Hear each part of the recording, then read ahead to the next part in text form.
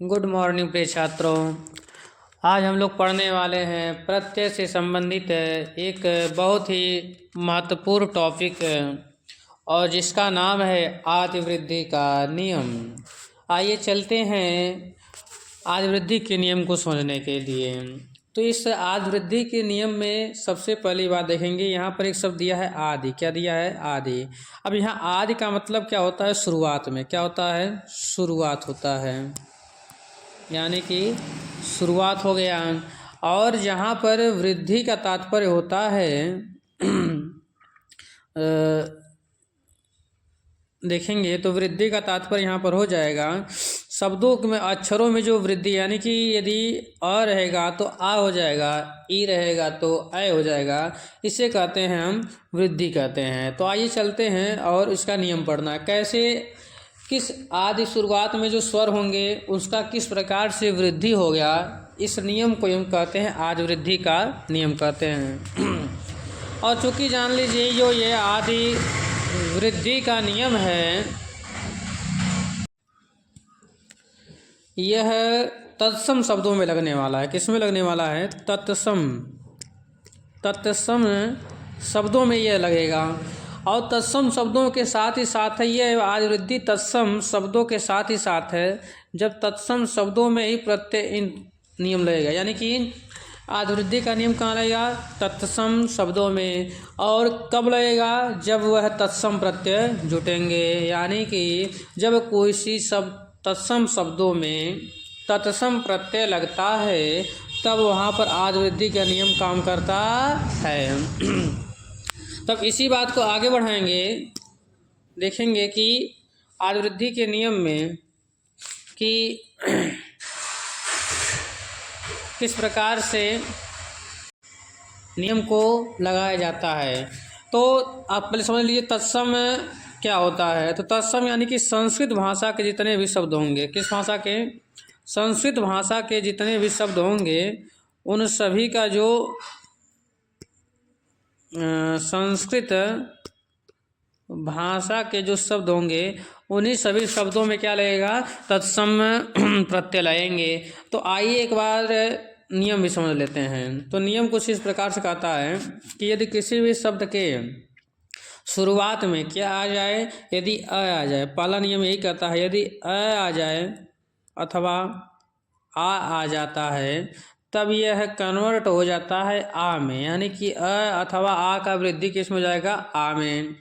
जब यही चीज़, जब यदि मान लीजिए यदि शुरुआत में ई हो, बड़ी ई हो अथवा ए हो, तब यह कन्वर्ट हो जाता है ऐ में। किस में कन्वर्ट हो जाता है? ऐ में। यदि तीसरा चीज़ देखेंगे तो यदि मान लीजिए ए हो अथवा नहीं ऐ हो, मिस्टेक हो रहा है, एक मिनट देखेंगे। तो यदि शुरुआती दौर में यदि ऊ हो अथवा ऊ हो अथवा ओ हो, क्या हो? ओ हो, तो ये हो जाता है औ में। किस में कन्वर्ट हो जाता है? औ में। और चौथा ये नियम कहता है यदि किसी भी शब्द में री आ जाए, क्या आ जाए? री, तो री बदल जाता है, इसका वृद्धि होकर के यह आर में बदल जाता है। किस में बदल जाता है? आर में। तो यही है वृद्धि स्वर संधि का नहीं, ये आदि वृद्धि का नियम कहलाता है। यानी कि ये जो मैंने ये जो नियम बताया है ये किसका है? आदि वृद्धि का नियम है। किसका नियम है? आदि वृद्धि का नियम है। आदि वृद्धि मतलब कि यदि किसी शुरुआत शब्द तत्सम शब्द के शुरुआत में यदि अ आ जाता है, क्या आ जाता है? अ आ जाए। यदि अ आ जाए, क्या आ जाए? अ, तो उस अ का क्या हो जाता है? आ हो जाता है। और यदि शुरुआत में ई आ जाए अथवा ए आ जाए तो इसका क्या हो जाता है? ऐ हो जाता है।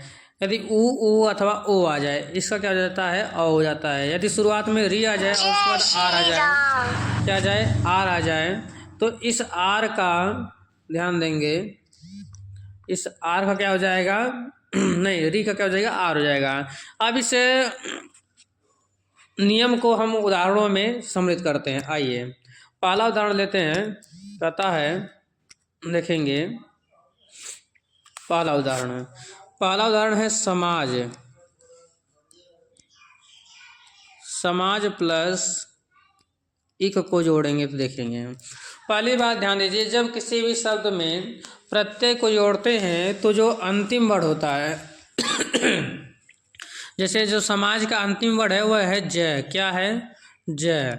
इस ज को हम क्या कर देते हैं? आधा कर देते हैं, यानी कि इसमें यदि अ है अथवा आ है, जो कुछ भी स्वर लगा है उसको हम क्या कर देंगे? निकाल देंगे, और आगे जो प्रत्यय लिखा है उसको हम जोड़ देंगे, तो ये हो जाएगा जी। क्या हो जाएगा? जी। और आगे क है तो क को ऐसे ही हम उतार देंगे। अब उतारने के बाद देखेंगे इसको, या तो प्रत्यय जोड़ते समय क्या करना चाहिए? अंतिम वर्ड को हलंत कर लेना चाहिए। अब प्रत्यय जोड़ते समय शुरुआत में क्या करना चाहिए? तो आज वृद्धि का नियम कहता है, आज मतलब शुरुआत में। यदि शुरुआत में यदि अ होता है, क्या होता है? अ, तब इस अ का क्या हो जाता है? आ हो जाता है, तो यानी कि स में क्या हो जाएगा? सा हो जाएगा। क्या हो जाएगा? सा। माँ बीच में कुछ नहीं करेंगे, ज में ई जुड़ गया है, इन दोनों का जुड़ा क्या बन गया है? जी। क्या बन गया है? जी। और आगे क्या है? क आया है, यानी कि ये तो आपका क्या बन गया? सामाजिक बन गया। क्या बन गया? सामाजिक शब्द बन गया। इसी प्रकार से और देखेंगे तो ध्यान दीजिएगा, तो यानी कि यह जो शब्द बन गया वो क्या बन गया? सामाजिक बन गया। अब सामाजिक बन गया तो देखेंगे देखिए सामाजिक एक शब्द तो ये हो गया। अब मान लीजिए एक शब्द दिया हुआ है शरीर दिया, ये बन गया आपका सामाजिक। अगला है शरीर, शरीर प्लस एक। तो देखेंगे शरीर में यहाँ र में क्या हो जाएगा? ई जुड़ जाएगा। इन दोनों को जोड़ेंगे, क्या करेंगे? इन दोनों को हम जोड़ देंगे तो बन जाएगा क्या? स में देखिए यहाँ पर अ क्या हो जाएगा? आ हो जाएगा। री को तो ऐसे छोड़ देंगे, री हो जाएगा, और र में ई जोड़ देंगे, क्या हो जाएगा? री। तो क्या हो जाएगा? शब्द शारीरिक बन जाएगा। इसी प्रकार से मान लीजिए तमस प्लस इक जोड़ेंगे तो देखिए त का क्या हो जाएगा? ता हो जाएगा। माँ और स में क्या हो जाएगा? ई जुड़ जाएगा, क्या बन जाएगा? शब्द तामसिक बन जाएगा। क्या बन जाएगा? तामसिक बन जाएगा। और सारे शब्दों को देखते हैं, देखिए कहता है तामसिक के बाद एक आता है मानस। क्या है? मानस शब्द है। अब इस मानस शब्द के बारे में चर्चा करेंगे। तो देखिए एक शब्द है मानस, मानस प्लस एक। अब देखेंगे यहाँ पर आ है तो आ का आ ही हो जाएगा, तो हो जाएगा मान। स में क्या है? ई, तो क्या हो जाएगा? सिक, यानी क्या हो जाएगा? शब्द मानसिक बन जाएगा। क्या बन जाएगा? मानसिक। जैसे राजस प्लस एक, तो क्या बन जाएगा? शब्द राजसिक बन जाएगा। क्या बन जाएगा? राजसिक बन जाएगा। क्या बन जाएगा? राजसिक बन जाएगा। इसी प्रकार से अन्यान बहुत सारे शब्दों को हम लोग देख सकते हैं। आइए अब चलते हैं अगले एग्जाम्पल पे। ये तो हो गया आ का आ हो गया। अब मान लीजिए लिखा हुआ है दिन, दिन प्लस इक लिखा है। क्या लिखा है? इक लिखा हुआ है। तो देखेंगे दिन में यहाँ पर देखेंगे न में ई जुड़ जाएगा तो क्या बन जाएगा? नी। और आगे क्या लिखा है? तो क, तो निक बन जाएगा। आगे द में क्या है? ई है। क्या है? ई है। अब जब ई का क्या हो जाता है? आय हो जाता है, तो द में क्या हो जाएगा? आय।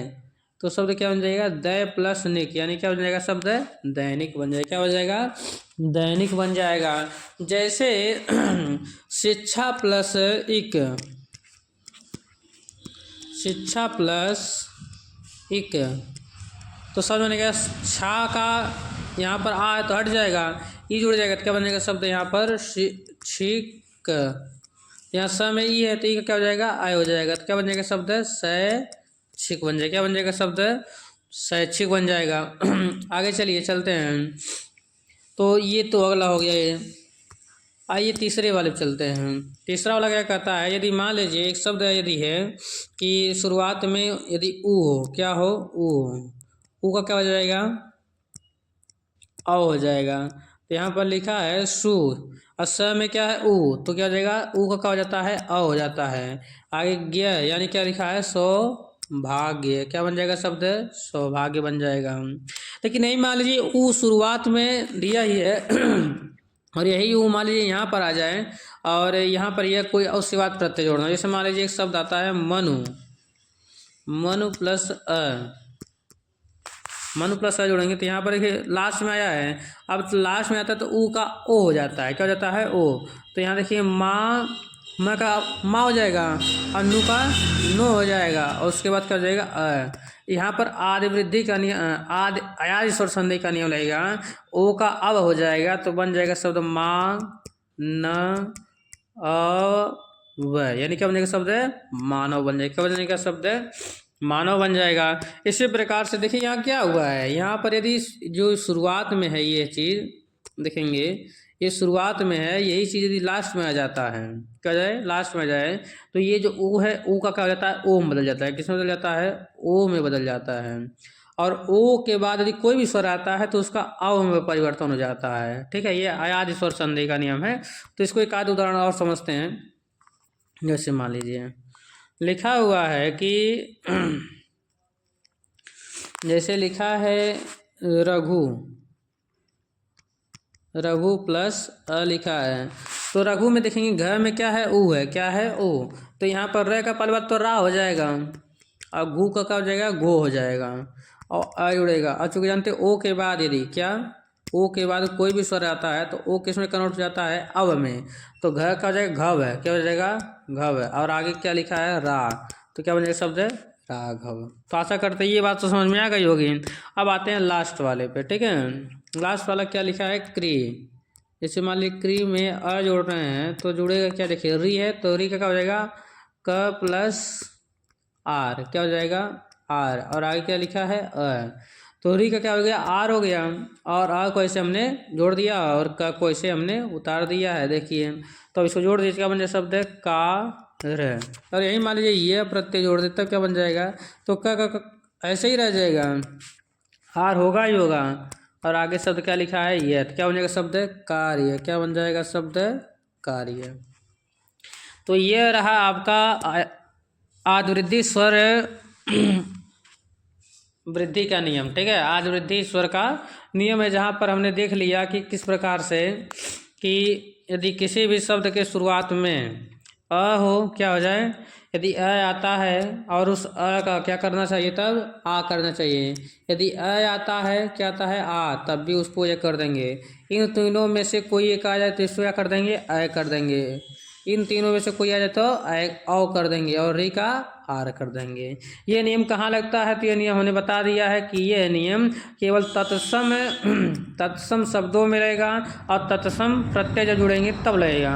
अब बात आती है तत्सम प्रत्यय कौन कौन से, उसको भी देख लीजिए, इसी लगे हाथ में देखेंगे तो देखिए तत्सम प्रत्यय कौन कौन से होते हैं। तो अ, ई,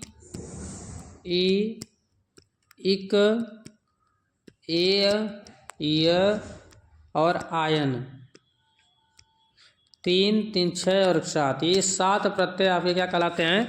तत्सम प्रत्यय कहलाते हैं। तो ये आज तक हमने ये पढ़ लिया कि तत्सम प्रत्यय कहाँ कहाँ लगेंगे। आइए एक बार फिर से इसको रिवाइज कर लेते हैं। रिवाइज करने का मतलब ये है कि तत्सम प्रत्ययों में ही जब तत्सम शब्दों में तत्सम प्रत्यय लगेगा तो कौन सा नियम लगेगा? तो आदिवृद्धि का नियम लगेगा। तो आज के लिए बस इतना ही। तो आप सभी से एक विनम्र आग्रह है कि आप सभी लोग इस चीज़ को आगे से आगे बढ़ाएंगे ताकि हमारा ये जो चैनल है आगे ग्रोथ कर पाए, आपका सपोर्ट रहेगा। तो आपका तहे दिल से स्वागत है इस